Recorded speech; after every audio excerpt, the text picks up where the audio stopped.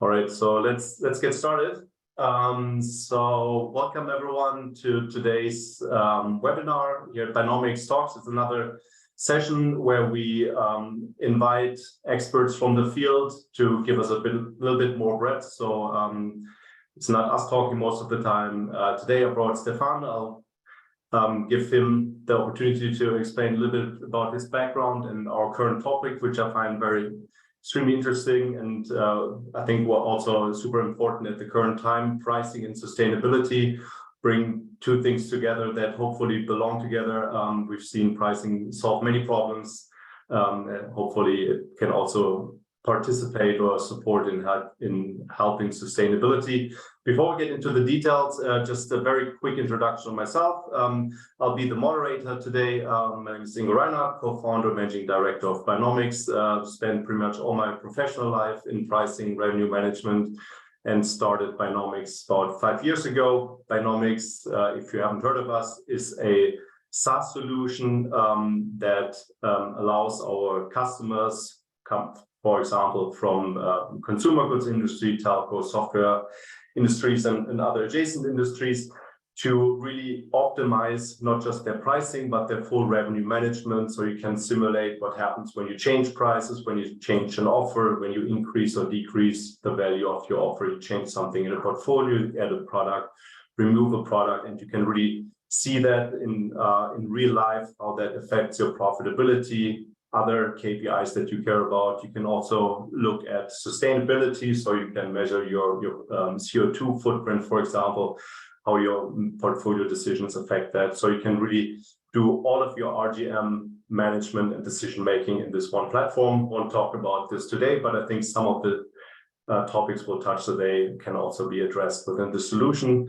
And now I'll hand over. Before I give the word to you, I think I first noticed you, became aware of you when I saw your cartoons, which most of them I liked. I just brought one here with me. I won't read it, so I just give people the opportunity to read them. I think you have many of them, dozens of them on LinkedIn. I always enjoy watching at them, so thanks for that.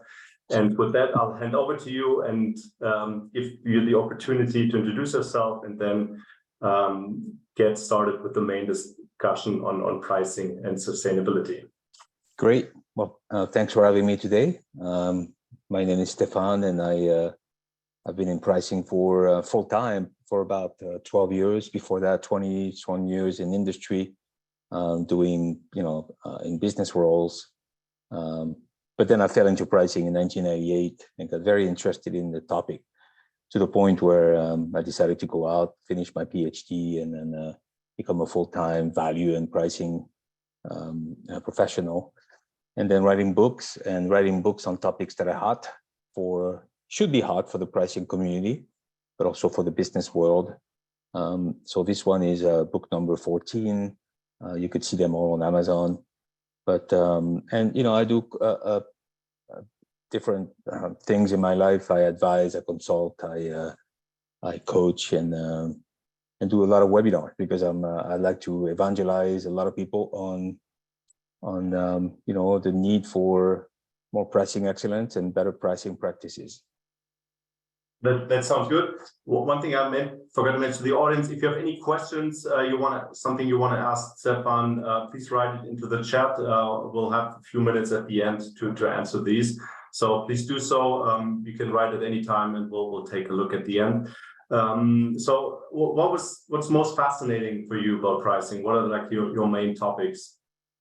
Well, I'll tell you, what's fascinating is the fact that you could apply it everywhere. Traditionally, you look at the pricing profession, and we really focus on the core of activities. And my fascination is really to look at, okay, you could do pricing with AI, you could do pricing with digital transformation, you could do it with the sustainability. And it's really a topic that is very, very vast, very under-researched, and under-published. So this is why I wrote all these books, because they really address one of the what need to be on the spotlight, whether it's pricing and human capital, for example. How do you manage a pricing career? How do you talk to HR about pricing? So it never ends. Everything is different. Every customer that I work with or client is different, and it's fun every day. That sounds good. And now you're tackling one of the bigger problems or challenges that we have. And of course, many about your view on this. So to me, I think it's fairly simple, and I'm probably a bit biased because I've spent a lot of time in economics and pricing. So to me, I would say that the market economy is probably one of our strongest institutions that we've created as a species. And pricing is its central coordinating mechanism. So I would always think that if we can't solve a problem such as sustainability or saving the planet, then that's probably one of our better shots, right? And I really want to hear your view on that. I mean, there are different routes, just like working on sustainability, regulation, getting customers to change their behavior. And there's also the market and pricing. And I think that's the one we want to focus a little bit today. And maybe just to get started, so why do you think that's the route to saving the planet? Well, I think because until you show the impact of sustainability programs, most companies will not do it in a way that is sustainable. They're going to do it because they have to, and they're going to be compliant. But I do believe that you need to create much more, I would say, intentional and ambitious strategies. For example, to get the consumers to really accept green products or sustainable products or offers, you can't just do ESG and sustainability from the inside perspective. You really have to do your work from the outside perspective and reach the population and convince them through awesome sustainable marketing or claims or branding and pricing, so that they consume.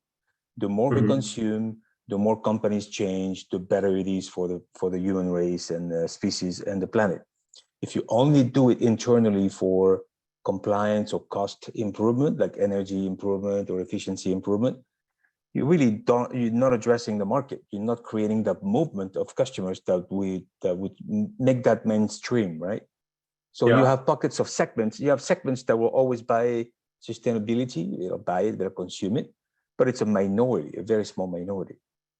Yeah, and it's always, I mean, I've also seen a lot of research on it. So what people state, how much they're willing to pay for sustainability, like reusable plastic and things like that, it's always quite different than what you see from the real data. So there's these topics are always difficult.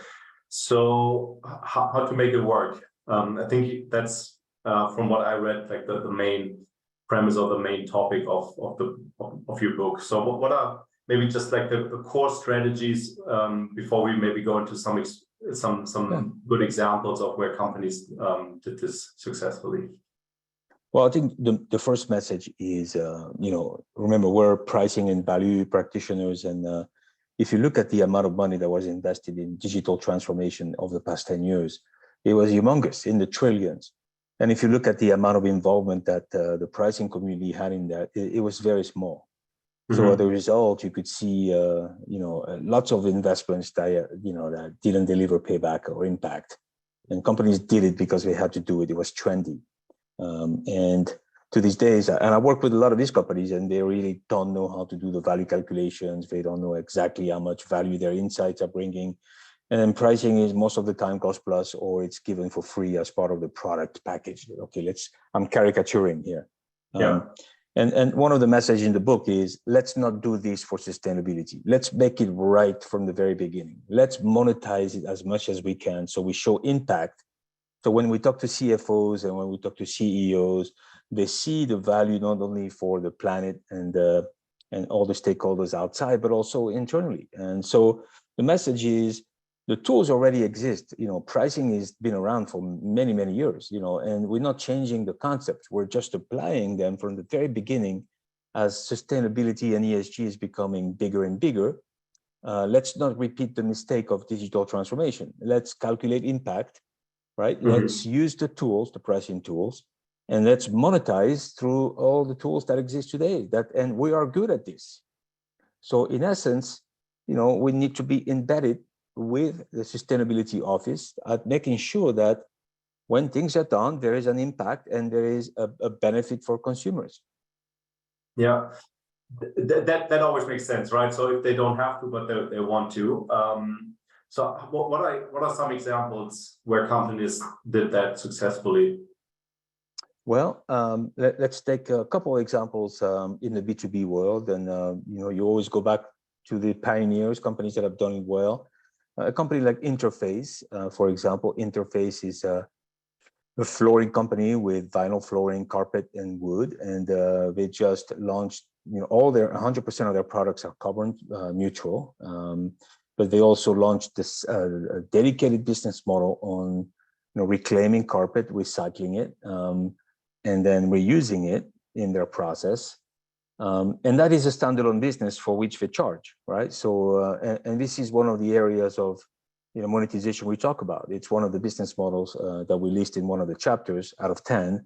It is all about reusing the, it's a circular business model, but you charge for it. So when we get into monetization, you just don't do it for free. You look at the value you deliver to companies that are interested in sustainability, for example, architects or general contractors. You offer the service of going and picking up all the carpet for a fee. You typically would be a cents per pound, and then you reuse that in a portion of that in your production process. So this is it's called reentry. It's a standalone business model. And it's working, I would say it's not producing billions, but it's working. So when we talk about monetization is really this is, trying to extract revenue or profit from sustainability offers. So that's an example. Yeah, maybe just to dig a bit deeper, because I would immediately have like 2 or 3 questions on this. So the offer is that it's carbon neutral. I would expect that this costs more to make, otherwise probably everyone would do it, or you need some new technology that allows you to achieve this goal in addition. So how does it work?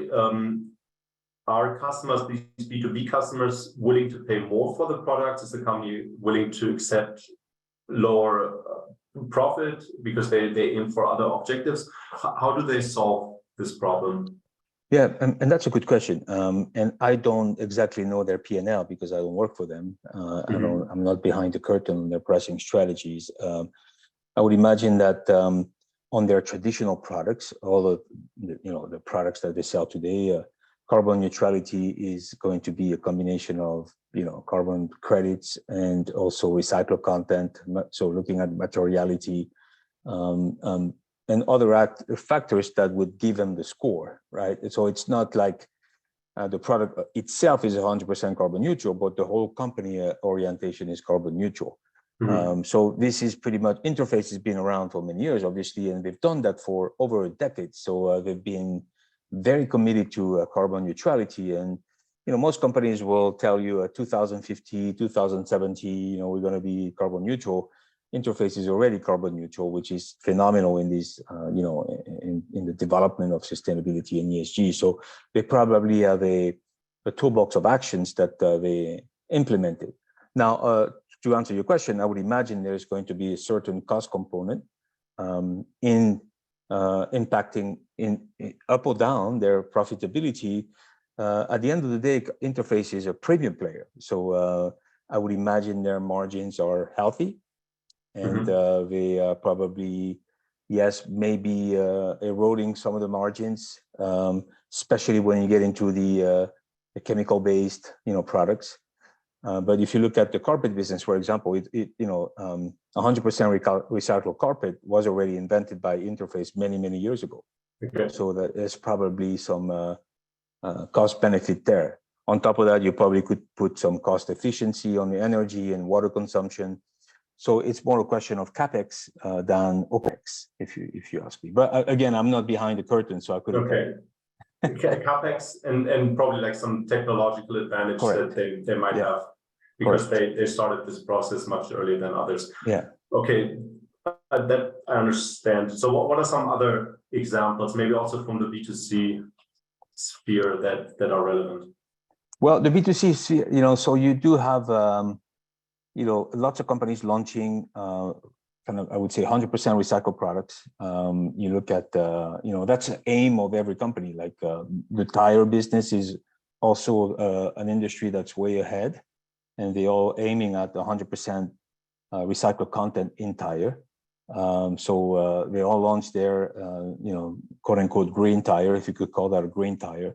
But it is based on 100% recyclability, which is obviously very good for the environment if you consider the billions of tires that are sitting in landfill, right? So as far as pricing is concerned, it's exactly to what you were saying before. There is a huge difference between declared willingness to pay and derived, the reality, and it's sometimes completely opposed, right? They'll claim, yeah, I'm willing to pay 30%, but consumer really only pay 5% when it comes to it. So then it becomes a question of, again, back to how much investment can you do in your production line to be able to get to 100% recyclability, and the rest is, I would say, marketing magic. A lot of the issues with the willingness to pay and in the area of sustainability is how well you define your claims, right? Because we found out we recently conducted a conjoint analysis with EPIC Conjoint, and we looked at the various definition of what sustainable means for consumers. Mm-hmm. And if you don't get that definition right, then the willingness to pay is going to really be different. So that's a finding we had through that, which is in the book. It's a chapter in the book. Yeah. So that's another example. Besides that, you have the Decathlon example, which really Decathlon is one of these companies as well, like Interface or Patagonia, who have moved tremendously in the area of sustainability by stopping to sell goods and moving them to a subscription or usage-based pricing model. Not only saving money from consumers, because you know how many bikes are sitting in garage and not being used, but also saving the number of bikes that are disposed in landfill and eventually and moving to a usage or consumption-based model, and that's very good because you can extend the life of the products and you don't have to produce and use as much raw materials coming from the planet.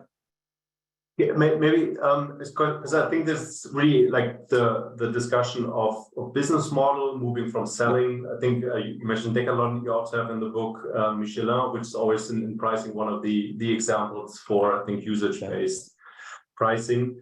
Maybe you can explain it a little bit deeper. I think we're also in the subscription business as a company. I get the economics of subscription for software. I think one of the examples is Adobe, that went from selling products to license, made a huge difference for them.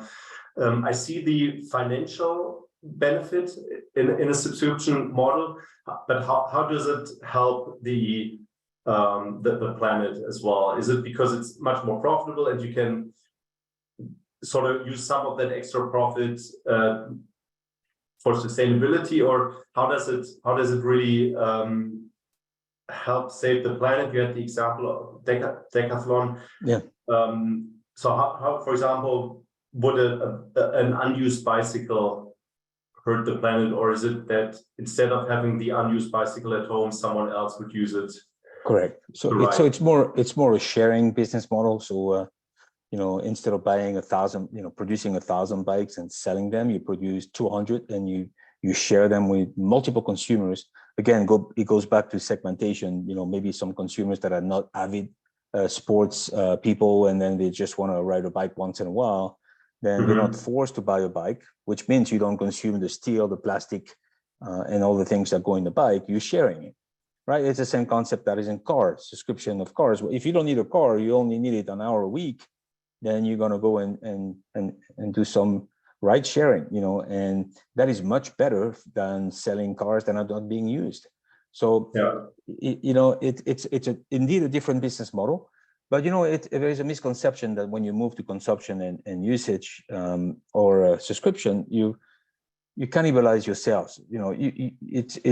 It's in part true, but you're moving yourselves to other models with potentially different targets, different segments, and segments could be price buying segments, for example, that don't have the desire or the money to buy it, and others that consumer that really don't need it.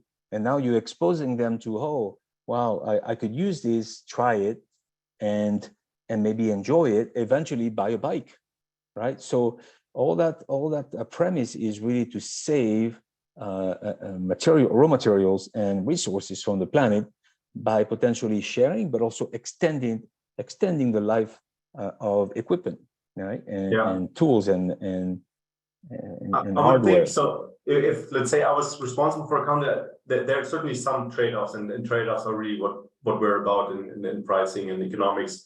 So my CFO probably has less of a problem with us selling cars or bicycles than that no one then uses. So there are some trade-offs in this in all of these cases, and I would expect that, like in your book, you probably go into some of the details of how these trade-offs might work and how to make them work for a company.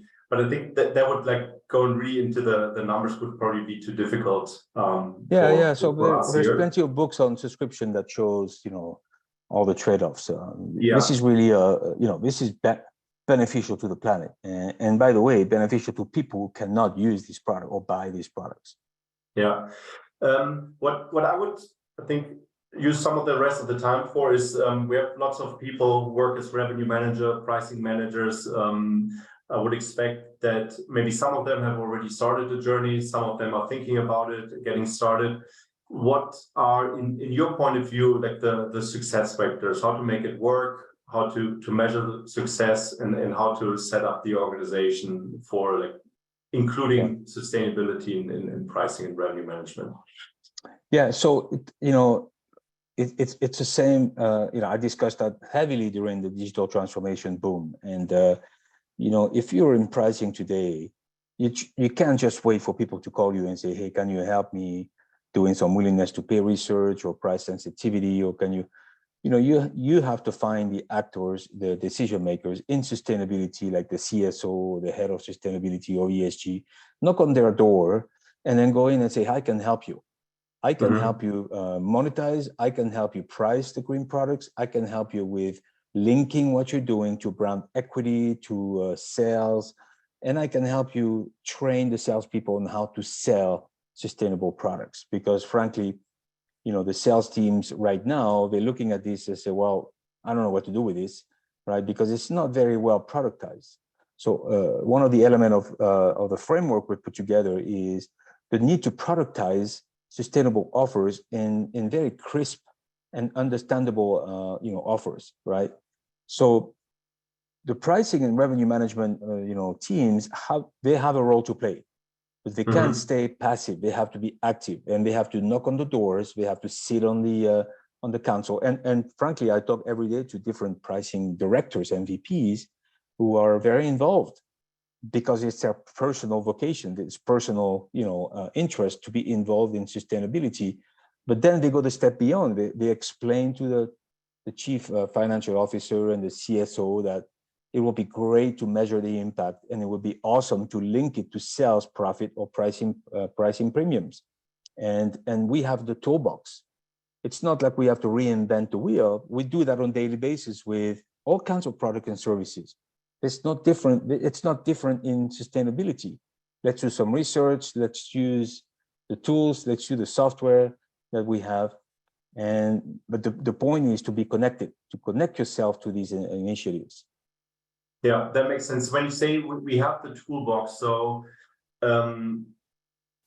let's say I'm super naive and I say, okay, sustainability is just another set of value drivers, maybe one or two, some attributes. That's it. I add that to my product and then reprice, or what do I do? Well, first of all, you have to segment. So big step is segmentation. You have to find the pockets of population, your population, that are very sensitive to sustainability. And a lot of companies don't do this. They'll introduce green products or sustainability consulting, and they're gonna just show it to everybody. So, I usually go into the existing segmentation and conduct create an index and rate the customers on an index. And then you extract a population that is very interested in that story. So that's the first step. Then you productize what you offer. Is it just products or services? Is it going to be consulting? Is it going to be labels and certifications? All that stuff needs to be put in a very, very clear set of value props. Then you go exactly what you're saying. What am I doing versus competition, and how do I bring value? So that's value modeling, understanding the value drivers, and you can go the step further of quantifying the value. And for that, you will use research, right? And pricing research, and go into, okay, I have value. How much are you willing to pay for it? With a specific reference to the target, the target segments that you are going after, because you can't do it for people who are not interested. And maybe that's an issue with current research. They test willingness to pay with everybody. So there's a huge variation between people who are interested and people who are not interested. Now, everybody's going to tell you they're interested, but the research shows that they're not. There's papers that show that 80% of people would buy, they want to save the planet, but only 6% buy green products. Yeah. So it's no different than doing value-based pricing, for example, for your core products or whatever it is that you're doing. It's just the same process, but different questions and different content. Yeah. Well, I would say that there's one difference. The one that we have is that people tend to be not, like say, fully honest in these surveys. If I ask how much are you willing to pay for an extra 5 GB in your mobile phone plan, I think we have a very good understanding what to do with the answer. But in sustainability and other topics like that, health, so how important is it to have like a healthy diet, these type of questions, there's often a much larger discount, I would say, you have to apply to the answers to get what's realistic then in the end. Yeah, I think it's going to happen in all the research that you do. This one is particularly I would say big, the discrepancy between intention and actual action.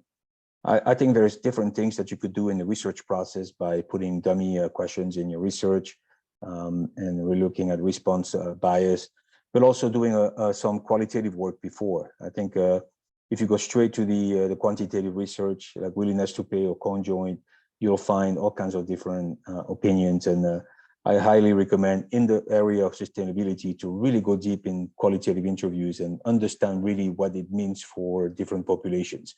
And we found that in the tire conjoint analysis, there's 5 different value drivers that could be considered. What is, when we ask them what's a green tire, then we get 5 different answers. Yeah. So in essence, if you don't do this questioning before, then it's going to be difficult to test willingness to pay and the value of the drivers. But there's going to be still some issue with responses and the validity of responses. I agree with you. Well, what we always find is also when there's the opportunity to compare to what people then really do. So if you have already their comparable products in the markets, or you have worked with someone who has done it before in industries as a partner, then they typically have an idea of how large that discount should be in a certain industry. Well, I think they're all very good answers, good discussion so far. I think we're coming to the end. What have we missed that's important for you on the topic before I come to the Q&A? Well, again, it's, sustainability needs to be managed like an innovation. And as such, when we pay attention to what's outside, it cannot just be inside. So it has to be an external set of activities as well. And we need to play a role in it. So don't take no for an answer. And, sometimes I do get a little bit frustrated with the pricing profession as we're not assertive enough this is why we launched that book, and we launched Pricing for the Planet. We need to be telling people in companies that we can help them, and we can make a difference in the monetization and the ROI of sustainability, so that it's not just an internal process. Okay, I think those were good luck words. I'll have you answer one last question. Carl asked, are there useful professional think tanks for anyone who's interested in these topics that you can recommend? Well, we are creating one with Pricing for the Planet. We created a community, so you could go on pricingfortheplanet.com and then join the newsletter, join the community, and look at what we're doing. We have a summit every year in Europe. Next year we'll be doing it in Paris again, and we invite everybody. Usually in the summit we have a think tank, and we invite everybody who's got something to say, who wants to contribute. So in the book we created a manifesto, which is a 10-page paper from 25 practitioners and consultants that got together in the last summit on what it means, and we establishing the base, right, the foundation. Then you have websites, that are specializing in the topic, but I think it's not think tank per se, but you go into the United Nations and the World Economic Forum. They have a lot of activities promoting this topic, and then there is a New York University Stern Center for Business Sustainability. It's great. They have a lot of great paper on impact and ROI. So it's starting. We are at the beginning, but we early enough for us to make a difference. Perfect. I think that's a good last word. Thank you so much. It was an interesting discussion. I hope we have had something interesting. I'm certain of that to discuss here on Friday. On this Friday, I think it's an important topic, obviously not just for you, but for everyone. And yeah, thank you so much for being part of it. Before we close, just for everyone, I think for the rest of the year, we have pretty much something every Friday. So today was the talk on pricing and sustainability. Next week, Friday, we have another webinar on behavioral pricing. The week after, we speak with Danilo Zatta, also one of the great experts in the field. So I think we have a good program ahead. Thank you, everyone, for joining. Have a great weekend. Stephan, it was a pleasure and honor, and hope to speak sometime soon. Thank you. Thank you. Goodbye.